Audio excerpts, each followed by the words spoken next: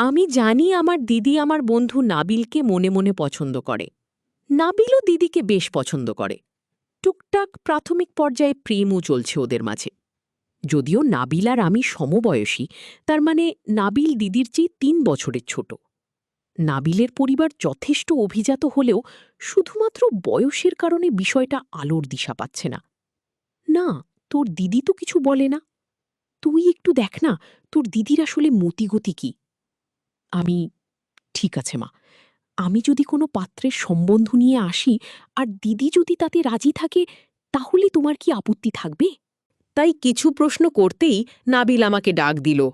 আমি রুমে ঢুকতেই নাবিল রুমের দরজাটা লাগিয়ে দিল। তারপর আমাকে সামনে রেখে নাবিল তার পুরো মনোবাসনা মায়ের কাছে খুলে বলল। সাথে এটাও বলে দিল, দেখুন মা, আপনার ছেলে আমার সবচেয়ে প্রিয় বন্ধু, আর তাই ওকে আমি সবকিছুই শেয়ার করি।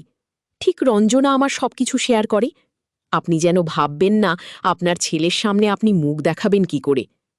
এরপর মা ২ মিনিট শান্ত থেকে আমাকে থমথমে গলায় বললেন, রঞ্জন, রুমের দরজাটা লাগিয়ে তোর দিদির সাথে বসে কথা বল। আমি ৩০ মিনিট পর আসছি। আমিও এর সাথে সাথে রুম থেকে বের হয়ে মৃদু হাসি দিয়ে মনে মনে বললাম, সাবাস নাবিল। এরপর আমি দিদির সাথে বসে আড্ডা দিচ্ছি আর লাল পানি খাচ্ছি। দিদি বিয়ের আগে থেকেই জানত নাবিল কি চায়। তাই নাবিলের প্ল্যান অনুযায়ী মিথ্যে অভিনয় করি এভাবে নাবিলকেও মায়ের নিতে সাহায্য করে দিল। ১.৫ ঘণ্টা পর মা দিদির বাসর ঘর থেকে নিজের ঘরের বাথরুমে চলে গেল স্নান করতে।